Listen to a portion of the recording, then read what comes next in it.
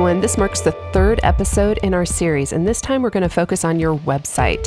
We'll talk about key and important aspects that you need to include and just a bunch of other good stuff. So here we go. You've already purchased your domain and your hosting service, so you should be ready to go. But I'm going to say one thing before we jump in. Resist the urge to use a Flash website. I'll include a list of reasons why you shouldn't use a Flash website in this week's PDF download, but until then, take our word for it. The key is to make your website as easy to use and to navigate as possible, and make it accessible on multiple devices like an iPhone or an iPad, which don't support Flash. And you want people to find the information that they're looking for and make it easy for them to find. The content is king, not how it's displayed. So you need to remember, simple is better.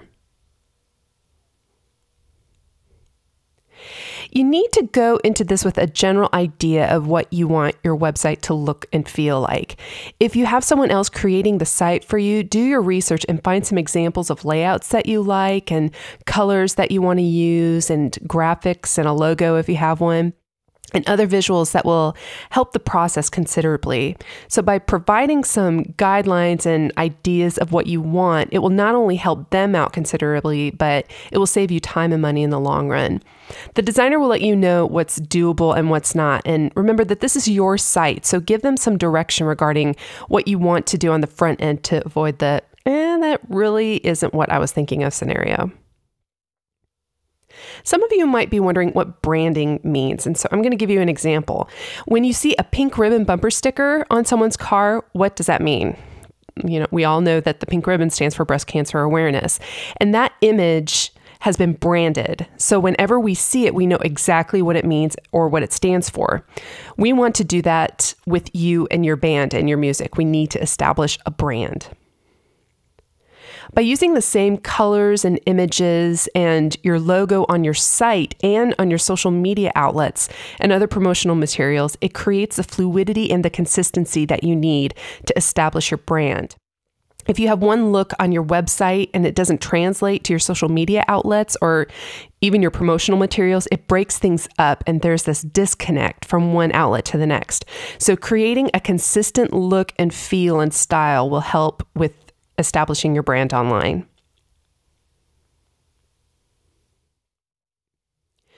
Your homepage is really a snapshot of the important pages on your site that should lure users in to make them want to find out more about you and your band. The example that we're using is a great new band called Leagues, and I love this site because it's very clean, simple, and easy to use. But it's also a good looking and a really cool site. They have a great group image right off the bat, and all of the important pages are listed and easy to see and use. There's a music player, some videos to check out, and all in all, it's just a really great site and a very cool band, by the way. The purpose of a bio is to let people know more detail about you and your band. It's giving people a look into who you are. Many overdo their bio and they think that they need to write it in third person and use a bunch of silly adjectives to describe themselves and their playing abilities. So just scrap that idea. If you don't already have a bio, approach it like you're having a conversation. And there's some important points that you need to include in that. You need to include where you're from and how you got started, how long you and your band have been playing together, your experience, like who you've played with or where you've played and so on, who produced your album, and other key players that might have taken part in it. Talk about a song or two on the album and what it's about or who it might be about.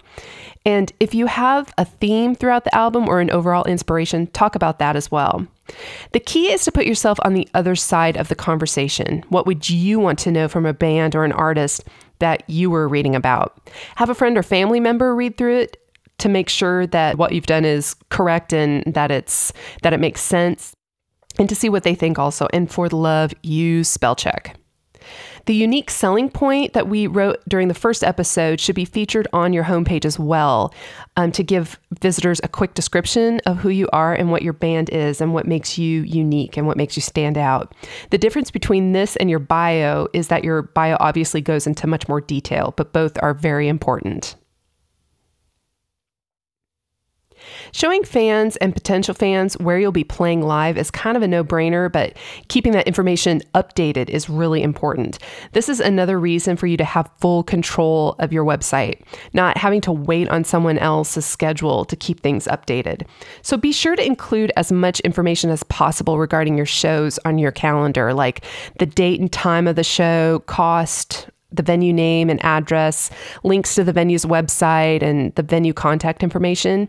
By providing as much information on the front end helps ease confusion, and it makes things as easy as possible for your fans to find you and purchase tickets and actually attend the show. Including pictures of you playing live, of your gear and shots of you recording or hanging out in the studio and so on, whatever you'd like to share is really great to have on your website as well. And these are considered more candid shots, but it's also important for you to have your album artwork available, as well as 2 or 3 key headshots or band images that are more professional looking. Make sure that they're clean and tight images. I always think in black and white newspaper print. So looking at the picture and thinking through, would someone be able to see my face or the band members' faces if this was in a small image on black and white newspaper print? If the answer is no, then don't use that as your main image.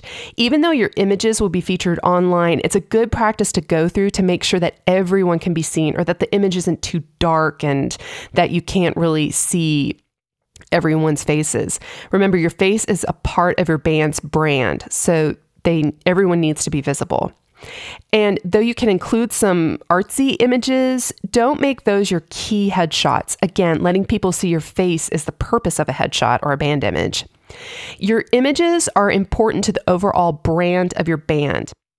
Pick one key image that will be used on the main page of your website, for your social media outlets, for your show flyers and posters, and to submit for album reviews and everything, to establish your brand. That one image should be used all the way throughout. If you're going to hire a professional photographer, they should already understand what you're going for and try to create some consistency within those shots. And again, think branding and consistency. Video is a great way to let your fans and potential fans take a peek into your world, and featuring live performances or of videos and recording sessions and candid video shots are an important aspect to your site as well. And keep the content fresh and updated to keep fans returning to your site. Use YouTube or Vimeo to host your videos so that you can take advantage of their embedding options, as well as the added reach that they have on their social media outlet. We'll go into more detail on YouTube a little bit later, but video is an important aspect to include on your website as well.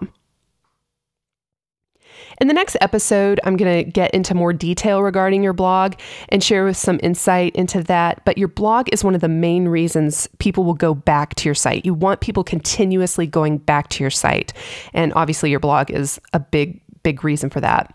This is your voice on the website, a way to share your thoughts and insights and stories, techniques, or whatever you want that pertains to your audience. We'll cover this in the next episode, so I'll leave it at that. But in regards to branding, the example that we're using is an artist named Amy Quartz, and her blog is actually a WordPress blog. We designed her actual website, and she was able to use the same colors and textures in her logo to translate seamlessly from her website to her blog. So it all looks the same and is consistent.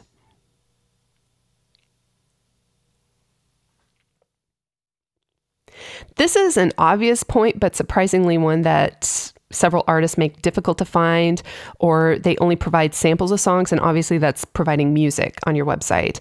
Having your album streaming on your website gives potential fans a taste of your music before they purchase it, and having a free song download or two is also something that I would strongly suggest providing.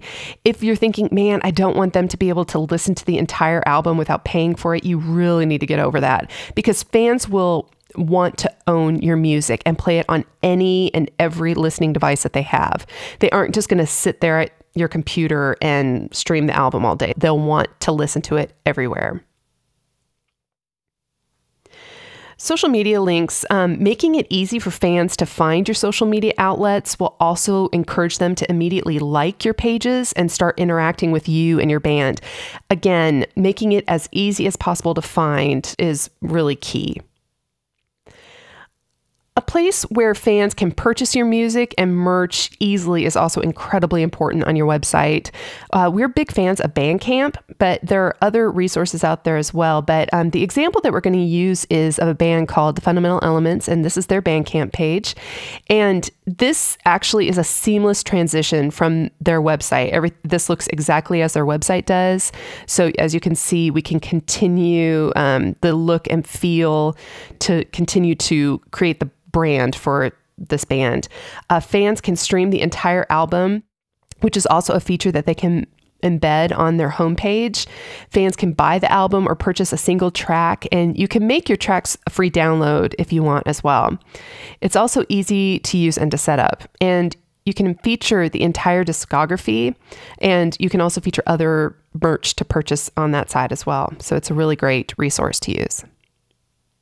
Having a general address available, like an info@yourbandname.com, is something that's really important because you need to have a way for people to communicate with you.